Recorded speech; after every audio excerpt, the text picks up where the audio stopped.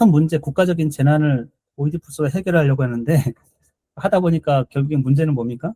나죠. 나는 누구인가로 가는 거죠. 그래서 결국엔 여러분이 국가의 엄청 큰 일을 뭘 해결하려고, 근데 그 결론은 늘 똑같은 겁니다.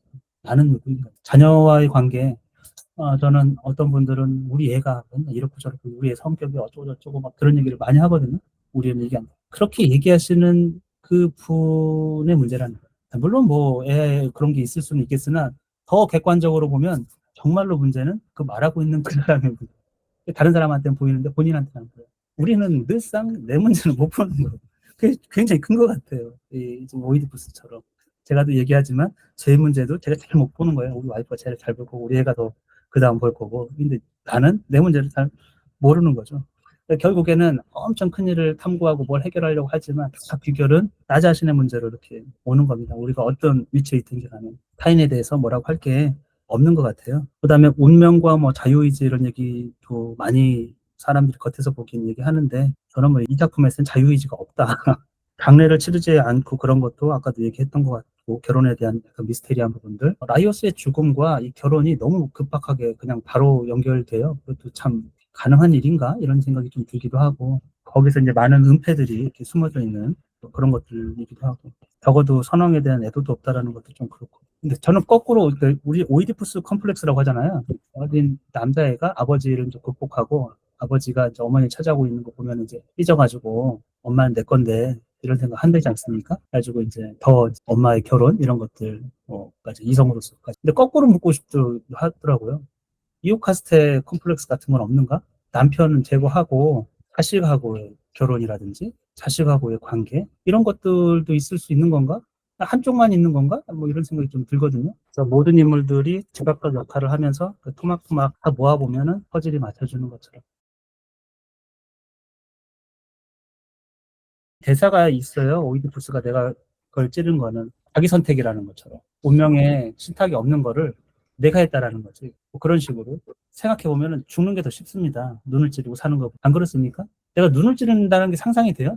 상상이 안 되는 거예요. 눈을 찌른다? 그러고 살아간다라는 게 그 누구한테 의탁해가지고 정말 그러고 살아야 되는데 그게 사는 게 아니지 않습니까?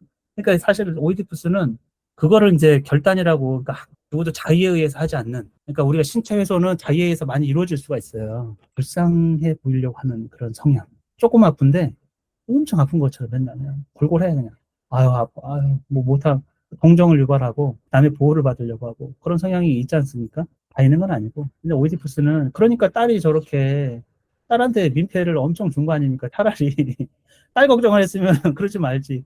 눈 찔러가지고 아니야 딸들아 난 괜찮아 나 혼자 그냥 거지가 돼가지고 그냥 버림받아서 살 거야 뭐 이런 거랑 똑같은 거 아니에요? 근데 안티고네처럼 착한 딸은 아빠 그럴 순 없지 이렇게 해가지고 결국에는 짐을 지은 거기 때문에 그것도 테이레시아스가 뭐 얘기를 했던 거기 때문에 여기 보면 419행에 보면 지금은 제대로 보는 눈도 그 눈도 그때는 어둠만 보게 될 것이요 그런 것도 이미 약간 예언되어 있는 것처럼 돼 있기 때문에 없던 얘기를 막 결단해가지고 막 하는 것 같지는 않거든요. 사실 좀 책임 있게 하려고 하면 뭐 직시한다든지 자기 행위를 살아서 어떤 행위를 한다든지 그런 게 조금 더 책임 있는 행동 구구절절 살아야 되는 거죠.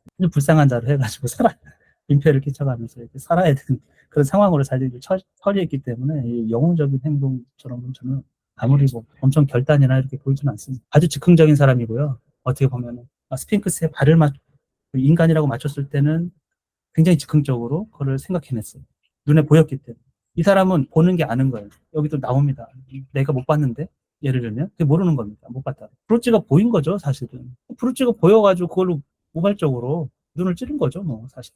근데 저는 뭐 근데 해석은 각자니까 민주주의나 독재에 대한 얘기도 비슷할 것 같아요. 어쨌건 독재자처럼 행동하고 이렇게 있기 때문에 그 위험성도 조금 드러나고 있는 거죠. 그리고 테이레시아스가 그 보는 관점은 정의의 관점에서 훨씬 더 옳은 거죠. 이 왕의 신하가 자기가 그대의 종이 아니라 록시아스의 종으로 살아간다 이렇게 얘기한 거는 더 높은 차원의 어떤 존재, 더 높은 차원의 어떤 정의적 어떻게 보면 옳음 그거를 추구한다라는 거니까 이런 것들이 이제 이 사람들이 이런 문학 작품이나 사고 방식에서 이런 표현을 하는 거잖아요. 있다라는 거죠. 이게 조선시대의 어떤 아무리 뛰어나 우리 율곡 이 선생님께서 이런 말을 쓸 수 있습니까? 뭐 선조대왕한테 나는 그대의 종이 아니고 더 높으신 분의 종으로 살아갈 것이고 이렇게 할 수가 없죠. 그러니까 수준이 엄청 높다라는 겁니다. 저는 이 인식 수준이 벌써. 어쩔 수 없어요. 율곡이를 제가 뭐라 하는 게 아니고 그 상황에서는 그럴 수 없다는 그런 인식 자체가 안 생기는 거예요. 오늘은 여기까지 하겠습니다. 그럼. 늦은 시간까지 수고 많으셨어요.